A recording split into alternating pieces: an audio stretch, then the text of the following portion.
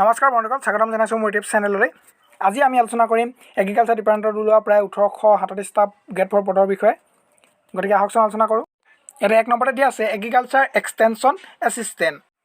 এটা total post আছে 1581টা, আনি যাবৰ বাবে আছে 876টা আৰু OBC আছে 494 আৰু STHৰ বাবে আছে 43টা আৰু STBৰ বাবে আছে 65টা আৰু PWDৰ বাবে 14টা। পে স্কেল যদি চাবলৈ যাওঁ 14,000 পৰা 60,500, গেট পে দিয়া আছে 6,200 টকা। এডুকেশ্যন কোৱালিফিকেশ্যন HS পাছ হ'লেই হ'ব।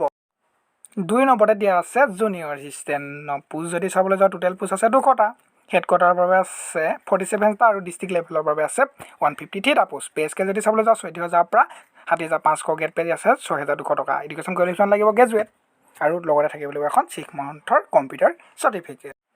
3 নম্বৰতে দিয়া আছে ষ্টেনোগ্ৰাফাৰ। ইয়াতে আছে 8টা পোষ্ট। পে স্কেল প্ৰায় একেই, গেট পে'টো 8,700 দিয়া আছে। এডুকেশ্যন কোৱালিফিকেশ্যন লাগিব গ্ৰেজুৱেট লাগিব আৰু লগতে থাকিব লাগিব এখন 6 মান্থৰ কম্পিউটাৰ চাৰ্টিফিকেট। আৰু 4 নম্বৰতে দিয়া আছে ষ্টেনো টাইপিষ্ট। ইয়াতে আছে 5টা পোষ্ট। ইংলিছৰ বাবে 4টা, আছামিছৰ বাবে 1টা পোষ্ট। পে স্কেল যদি চাবলৈ পাওঁ 14,000 পৰা 60,500, গেট পে দিয়া আছে 6,200 টকা। এডুকেশ্যন কোৱালিফিকেশ্যন লাগিব HS পাছ, যিকোনো বৰ্ডৰ পৰা হ'লে হ'ব। লগতে থাকিব 6 মান্থৰ এখন কম্পিউটাৰ চাৰ্টিফিকেট, লগতে ষ্টেনোগ্ৰাফি ডিপ্ল'মা থাকিব লাগিব আৰু স্পীড লিমিট থাকিব 80 WPM। ঠিক আছে। 5 নম্বৰতে দিয়া আছে ইলেক্ট্ৰিচিয়ান। এটা 4টা পোষ্ট আছে। পে স্কেল যদি চাওঁ একেই, প্ৰায় একেই। এডুকেশ্যন কোৱালিফিকেশ্যন HSLC পাছ কৰা হ'লে হ'ব।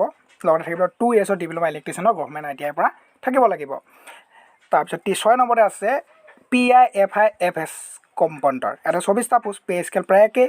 এডুকেশ্যন কোৱালিফিকেশ্যন HSLC পাছ কৰা হ'লে হ'ব। লগতে থাকিব লাগিব ইকনমিক্স নহ'লে মেথমেটিক্সত ছাবজেক্টটো থাকিব লাগিব। নম্বৰতে দিয়া আছে মেকানিক। এটা 6টা পোষ্ট আছে। পে স্কেল যদি চাবলৈ যাওঁ 14,000 পৰা 60,500, গেট পে দিয়া আছে 5,600 টকা। এডুকেশ্যন কোৱালিফিকেশ্যন HSLC পাছ কৰা হ'লে হ'ব।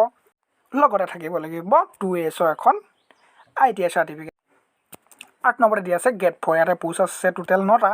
পে স্কেল চাবলৈ যাওঁ 12,000 পৰা 35,000, গেট পে দিয়া আছে 3,900 টকা। এডুকেশ্যন কোৱালিফিকেশ্যন 8 পাছ কৰা হ'লেই হ'ব। কেণ্ডিডেটজন ইণ্ডিয়ান চিটিজেনশ্বিপ হ'ব লাগিব আৰু অসমৰ স্থায়ী বাসিন্দা হ'ব লাগিব। লগতে এজ লিমিটেড যদি চাবলৈ যাওঁ 18 বছৰৰ পৰা 40 বছৰলৈকে। এজ ৰিলেক্সেশ্যন যদি চাবলৈ যাওঁ OBC বাবে 3 বছৰ আৰু ST SC বাবে 5 বছৰ দিয়া আছে। হাউ টু এপ্লাই আপোনালোকে এইটো অনলাইন মোডত কৰিব পাৰিব। গতিকে ডিছক্ৰিপশ্যনত সকলো লিংক দি দিয়া হ'ব। আপোনালোকে তাৰপৰা লিংকটো থ্ৰুৱেদি আপোনালোকে এপ্লাই কৰি ল'ব। ঠিক আছে। যিসকল বন্ধু বান্ধৱীয়ে এতিয়ালৈকে এপ্লাই কৰা নাই তেওঁলোকে অতি সোনকালে কৰি দিব। লাষ্ট ডেট 5 এপ্ৰিলত লাষ্ট ডেট আছে, গতিকে সোনকালে কৰি দিব। আৰু যিসকল বন্ধু বান্ধৱীয়ে এতিয়ালৈকে পোৱা নাই তেওঁলোকলৈ শ্বেয়াৰ কৰি দিব। গতিকে সকলোৱে এপ্লাই যাতে সোনকালে কৰি ল'ব পাৰে।